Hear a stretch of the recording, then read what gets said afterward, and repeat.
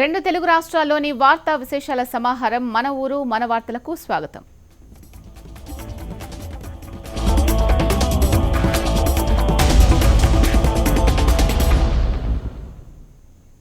యాదాద్రి జిల్లా భువనగిరి మండలం జమ్మాపురం సమీపంలోని టైర్ల కంపెనీలో అగ్ని ప్రమాదం సంభవించింది.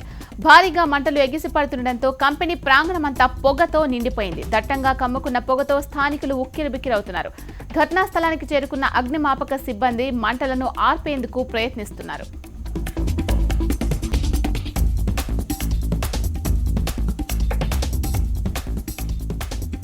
కృష్ణా జిల్లా నందిగామ కేవీఆర్ కాలేజ్ దగ్గర ఆటో బోల్తా పడింది. దీంతో ఆటోలో ఉన్న 15 మంది కూలీలు తీవ్ర గాయాల పాలయ్యారు. దీంతో వీరిని హాస్పిటల్కు తరలించారు. ప్రస్తుతం ముగ్గురి పరిస్థితి విషమంగా ఉంది. చందర్లపాడు మండలం కొడవటికల్లు నుంచి వెళ్తూ ఉండగా ప్రమాదం చోటు చేసుకుంది. గుంటూరు జిల్లా మంగళగిరిలో విషాదం చోటు చేసుకుంది. ఇంటర్ ఫలితాలు ఒక విద్యార్థి ప్రాణాల్ని బలి తీసుకున్నాయి. పరీక్షల్లో ఫెయిల్ కావడంతో మనస్తాపం చెందిన నాగవర్ధన్ అనే విద్యార్థి పెదకోనేరులో దూకి ఆత్మహత్య చేసుకున్నాడు. కొడుకు మరణ వార్త విని తల్లిదండ్రులు కన్నీరు మున్నీరుగా విలపించారు. నాగర్ కర్నూలు జిల్లా వెన్నచర్ల గ్రామంలో విషాదం చోటు చేసుకుంది. తన 2 బిడ్డలతో సహా అనిత కిరోసిన్ పోసుకొని ఆత్మహత్య చేసుకుంది. తల్లి అక్కడికక్కడే మృతి చెందగా చిన్నారులు ఆసుపత్రిలో చికిత్స పొందుతూ మృతి చెందారు.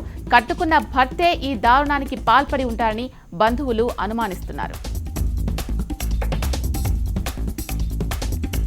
వనపర్తి జిల్లా పాలెంలో రోడ్డు ప్రమాదం జరిగింది. ఇన్నోవా కారు వాటర్ ట్యాంకర్ను వెనక నుంచి ఢీకొట్టింది. ఈ ప్రమాదంలో 8 మందికి గాయాలవగా 2 పరిస్థితి విషమంగా ఉంది. గాయపడిన వారికి వనపర్తి ఏరియా హాస్పిటల్లో చికిత్స అందిస్తున్నారు. క్షతగాత్రులంతా పెద్దమందడి మండలం ఘట్లఖానాపూర్ గ్రామానికి చెందిన వారుగా గుర్తించారు. యాదాద్రి భువనగిరి జిల్లా రాజాపేట మండలం రఘునాథపురంలో మద్య నిషేధంపై నిర్ణయం తీసుకున్నారు. గ్రామంలో మద్యం అమ్మకాలు నిలిపివేస్తున్నట్లు గ్రామస్తులు అంతా ఏకగ్రీవ తీర్మానం చేశారు. అక్రమంగా బెల్ట్ షాపులు నిర్వహిస్తే కఠిన చర్యలు తీసుకునేలా గ్రామస్తులు ఒప్పంద పత్రంపై సంతకాలు చేశారు. గ్రామంలో మద్యంతో వివాదాలు ఘర్షణలు జరుగుతుండటంతో ఈ నిర్ణయం తీసుకున్నట్లు గ్రామస్తులు చెప్పారు. అమ్మలేదు కాబట్టి బెల్ట్ షాపులు రద్దు చేయాలని సర్పంచ్ కోరినాము. దాని మేరకు గ్రామ పెద్దలందరూ కలిసి బెల్ట్ షాపులు రద్దు చేసిన సంతోషిస్తున్నాం. మా కళ్ళ సంతోషిస్తున్నాం. మా రణపురం గ్రామంలో మరి ఏకగ్రీవ తీర్మానంగా బెల్ట్ షాపులుగా మరియు మా గ్రామ ప్రజలు అందరూ కలిసి బెల్ట్ షాపులు అమ్మకూడదని ఏకగ్రీవ తీర్మానం చేయడం జరిగింది. రాజన్న సిరిసిల్ల జిల్లా కేంద్రంలోని ప్రభుత్వ ఆసుపత్రిని కలెక్టర్ కృష్ణ భాస్కర్ ఆకస్మిక తనిఖీ చేశారు. విధుల్లో నిర్లక్ష్యం వహిస్తున్న ఆసుపత్రి సూపరింటెండెంట్ సిబ్బందిపై ఆగ్రహం వ్యక్తం చేశారు. సూపరింటెండెంట్ సీనియర్ అసిస్టెంట్లకు షోకాజ్ నోటీసులు జారీ చేశారు. జూనియర్ అసిస్టెంట్తో పాటు మరో ఉద్యోగిపై సస్పెన్షన్ వేటు వేశారు. ప్రజలకు అందించాల్సిన వైద్య సేవల్లో నిర్లక్ష్యం వహిస్తే సహించేది లేదని కలెక్టర్ హెచ్చరించారు.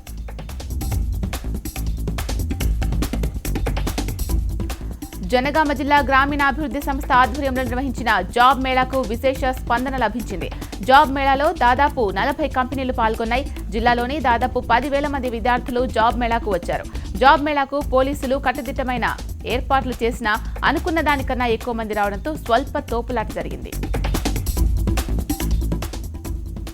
పరిస్థితిలో ఉన్న కొంతమంది పేషెంట్లకి ఇంట్లోనే వైద్యం చేయించడానికి ఎక్కడైతే అవసరం ఉంటుందో అలాంటి వాళ్ళకి హోమ్ ట్రీట్మెంట్ అని చేస్తారు.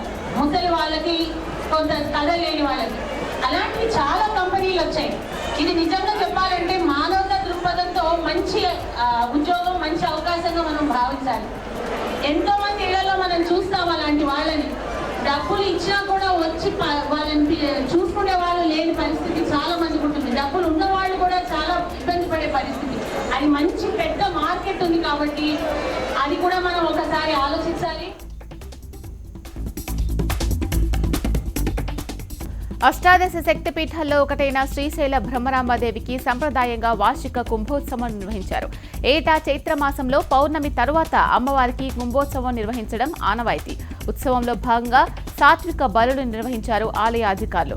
గుమ్మడికాయలు, కొబ్బరికాయలు, నిమ్మకాయలు, అన్నపురాసిని బ్రహ్మరాంబదేవికి సమర్పించారు. అమ్మవారి గర్భాలయాన్ని వివిధ రకాల పుష్పాలతో అలంకరించారు. ఈ కుంభోత్సవంలో జంతు బలులకు జరగకుండా అధికారులు గట్టి చర్యలు తీసుకున్నారు. వైజాగ్లో శ్రీమతి విశాఖ పోటీలకు అపూర్వ స్పందన లభిస్తోంది. భారతీయ సంస్కృతి సంప్రదాయాల్ని ప్రతిబింబించే రీతిలో పోటీలు నిర్వహిస్తున్నారు. మహిళల్లో ప్రావీణ్యాన్ని గుర్తించేందుకే శ్రీమతి విశాఖ పోటీలు జరిపినట్లు నిర్వాహకులు తెలియజేశారు. మే 13న ఉడా చిల్డ్రన్స్ థియేటర్లో ఫైనల్ పోటీలు ఉంటాయన్నారు.